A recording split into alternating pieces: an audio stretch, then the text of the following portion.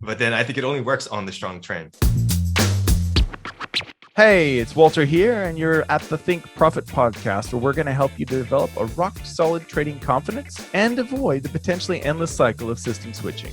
Right, Hugh? That's right. We're going to help you develop a wealth mindset, develop a trading strategy that fits your core personality, and help you overcome the obstacles that stop over 90% of traders. All right, Hugh, sounds good. You ready to go? Yeah, let's do this.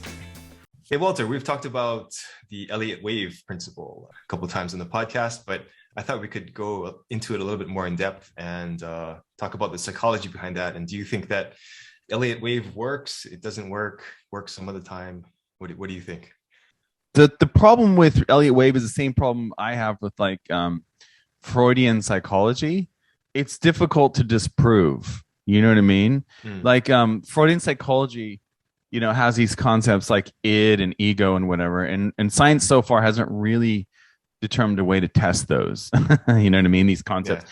Although people could argue the same with support and resistance. They could say the same with Elliott waves, which is, you see these waves going. And for the people that don't know, Robert Prechter's book is probably the best one on it.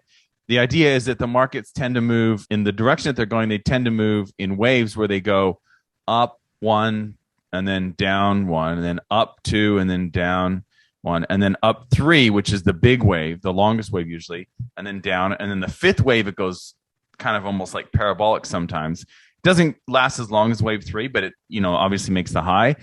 And then it does an A, B, C correction before it might then, do another one. And so people start another first wave, right? And so people will apply this to lots of things. You can obviously apply it to bear markets too, which would be something that, like commodities or cryptos or even forex traders would trade.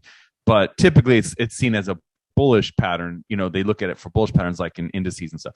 The problem is if I look at a chart and I say, look, I see we're in the fifth wave, Hugh, don't you see that? And then you look at it and you go, no, I think we're still in the third. You know what I mean? It's a difficult thing. It's like support and resistance in that sense, where you might see it and I may not. I may not see it the same way. So, but that's a separate question to what you were saying, which is this an example of how we as humans interact with markets? And that I would say is probably true.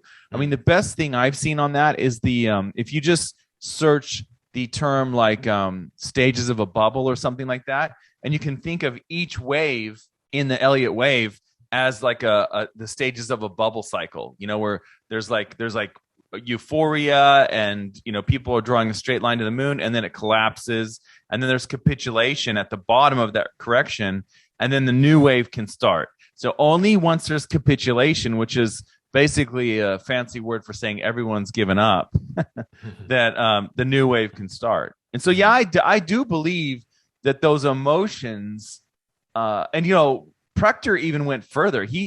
I do believe those emotions are you can see those emotions on charts, right? You can see those emotions in the markets. But Prechter even applied it to his life. Like he said, I as a person am going to go through these waves as a trading personality where I'll get really popular and then it'll fall off and then it'll go, you know what I mean? Yeah. And I think maybe he's in his fifth wave now. I don't know. You know what I mean? Like maybe people are, because it's funny you mentioned that, because somebody was talking about that yesterday. About Elliott Wave, and it's funny. I haven't heard it mentioned in a long time. I mean, we've mentioned it a few times. So my thoughts are that yes, you can sort of graph those emotions, but Elliott Wave in itself, I think, can be useful. It's really a microcosm of the markets where everyone's going to see it a slightly different way. So even if we're all Elliott Wave theorists and we all participate in the same market, we're still going to have differences in what we decide to do in terms of buys and sells and when it's oversold or it's a good time to get in or whatever. So it's interesting, but I wouldn't use it for anything other than like a long-term cycle. Let's say I'm retired and I have a lot of my money in shares. I might look at Elliott Wave for a way to maybe lighten up if I'm worried that there's going to be a general market correction, That could be useful, I suppose. But as an everyday tool, I don't know if I would necessarily depend on it. That's just me. What do you think? I've personally only seen Elliott Wave work on a strong trend. So I think in the beginning, when everybody first learns Elliott Wave, at least for me, I had the tendency to try to explain every single move in terms of Elliott Wave. But then I think it only works on the strong trends. And if you look at like, what's his name, Bill Williams' work, right? He said that Elliott Wave works not 90 something percent of the time if it's in a strong trend after his breakout signal, right? So I think that that's one way that it can be useful. And I think that it kind of shows not only what you're talking about, but I think the overall mentality of the population. So for example, you're gonna have your early adopters, right? So that's like your wave one. And then those guys are going to jump in early. They have some sort of early indicator. They have some sort of hunch or whatever it is, right? They're going to jump in early. And then they're going to take some profits, or there's going to be a pullback. And then your general population gets in, right? That's the, was that 1, 2, 3, wave 3, right?